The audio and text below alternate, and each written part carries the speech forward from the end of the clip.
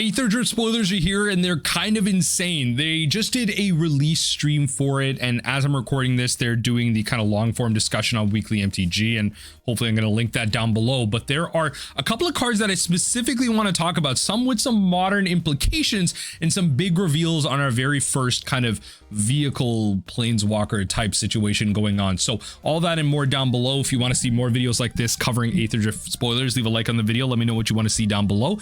Let's hop right into it with our first day of reveals. So we know pre-release is going to happen on the 7th, arena on the 11th, and everywhere else on the 14th. So we have the kind of release schedule. That's great. Next up, we have some of the commander decks as well. So this is going to be a zombie themed deck. There's only going to be two: a zombie themed deck coming out of Amonkhet and a kind of energy storm artifact type of deck. And I'm saying storm because you gain energy based on the amount of artifacts or spells that artifact spells that you cast. You get energy off of them. So you create a bunch of 5/5s and all that stuff. It feels like a very stormy play, a bunch of kind of pieces out there, and it's kind of interesting. I'm kind of interested in this deck.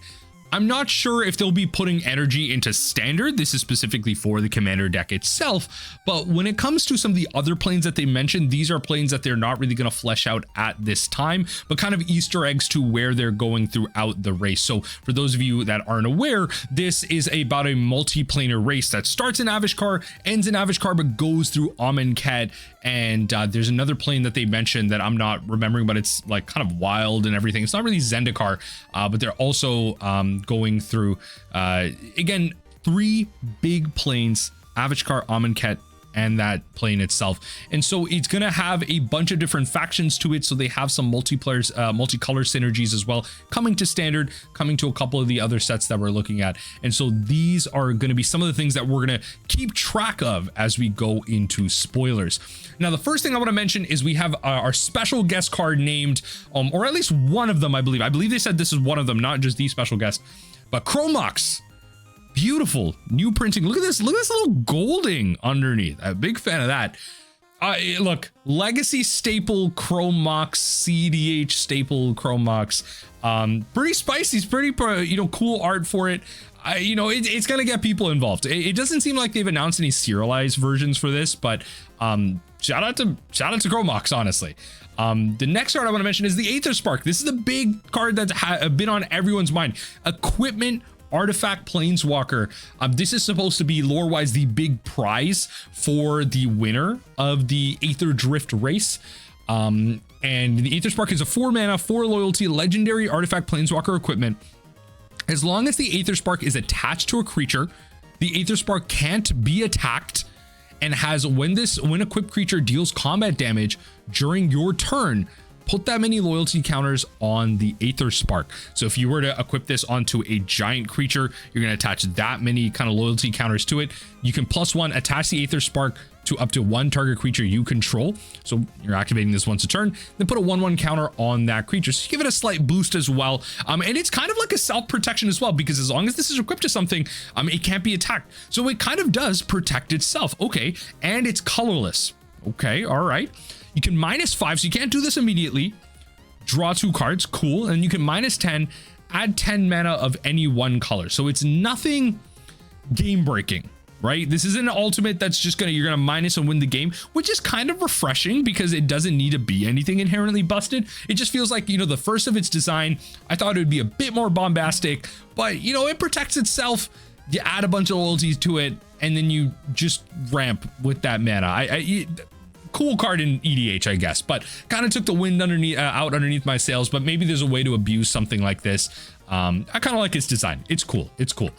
The next thing I want to mention is not only these lands that they spoiled, but specifically it's going to be the start your engines mechanic. So these 3 lands kind of highlight that. Avishkar Raceway, Amonkhet Raceway, and Muruganda. That's the other plane that they were talking about. So 3 raceways that have start your engine. One of them is a common, one of them is uncommon, one of them is a rare. So thinking about this one in Pauper, if possible, You always think about, when you're thinking about Pauper, like passive value engines like the Initiative or the Monarch or anything that just gains you value over time. How do you take advantage of it? So start your engines. If you have no speed, so this is another counter for you to keep track of. They're going to give you like a reminder card, and you put counters on it based on your speed. So think of something like the ring tempts you or whatever.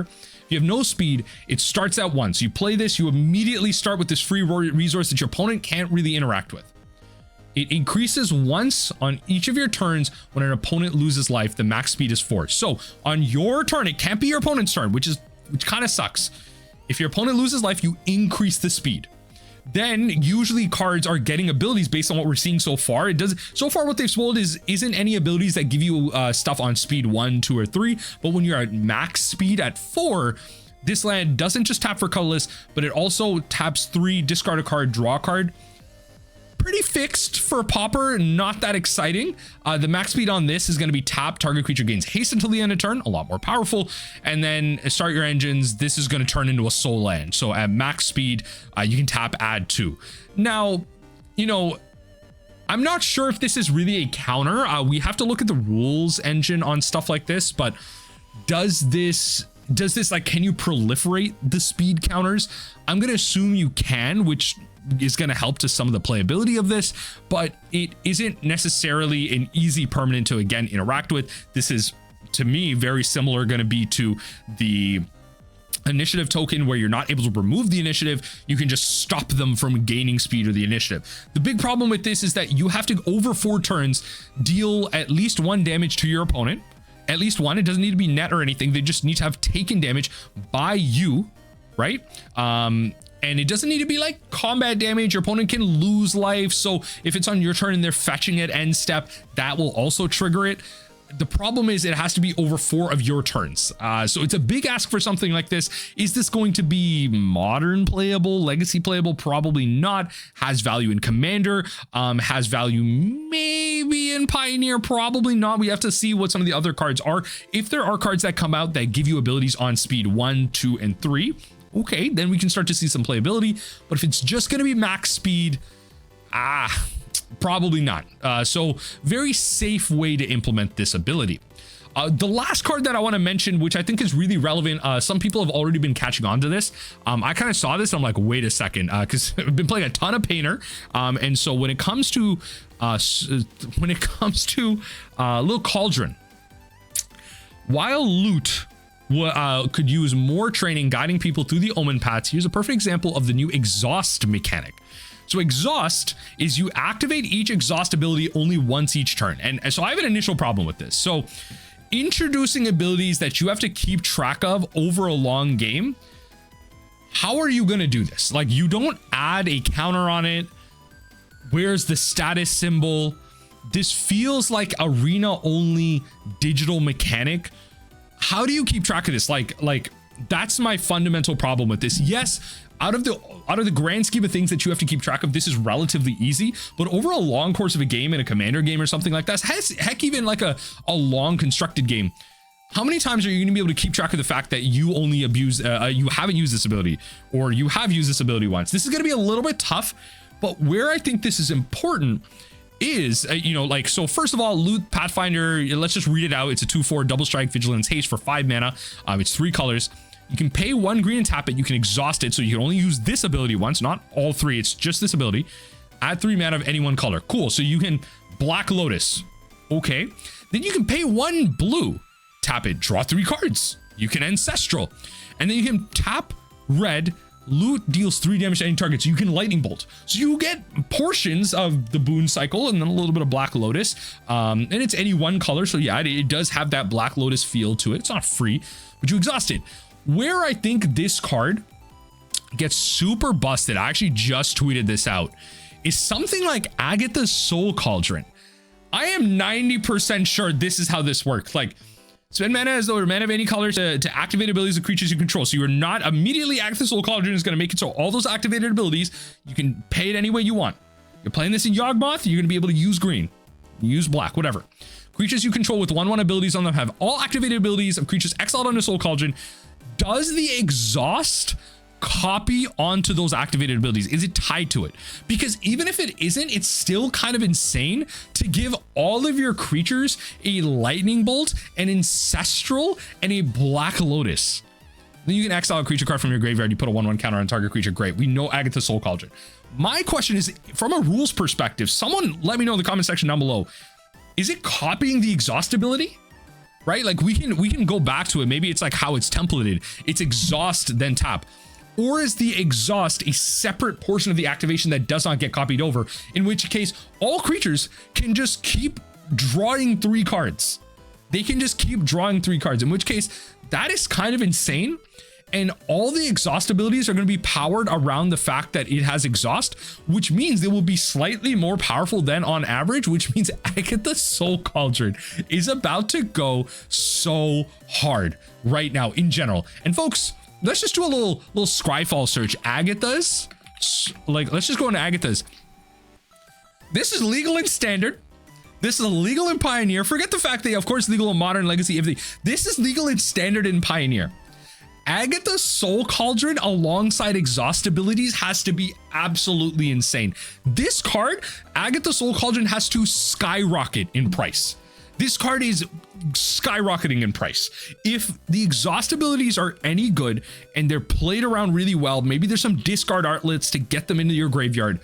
I believe the red racers, the red decks, like the goblin decks, heck, even the Is It decks that are like Shark Pirates, they have some like discard outlets. So speaking of standard, heck, even in Pioneer, in Modern, we have ways. But if you have ways to get Agatha Soul, enable Agatha Soul Cauldron, this card is about to go dookie crazy. In Standard, in Pioneer, we already know it's good in Modern. Has its place in Legacy as well. Yo, Agatha Soul Cauldron and Loot the Pathfinder is about to go so crazy. So that is my initial take on the Aetherdrift spoilers. Let me know what you think in the comment section down below. Let me know if you've seen the stream. What are some other cards that you're excited for? And what are some of the abilities that you're looking forward to getting fleshed out more? Are you hoping for some speed stuff that gives you some abilities on speed 1, 2, 3, 4? Are you excited for not only the Chromox special guest, but also the Aether Spark finally getting revealed as our first equipment Planeswalker? Let me know, sound off down below. I personally am looking forward to the Modern playable stuff, of course, and looking forward to some of the comments, like a new resource system in the speed. I'm hoping we can get something out of common that potentially is pauper playable. The land they revealed so far out of Avishkar Raceway, not that crazy, but I'm still, kind of optimistic to see where things go. Let me know what you think in the comment section, and just really excited to see where things go in a really exciting spoiler season.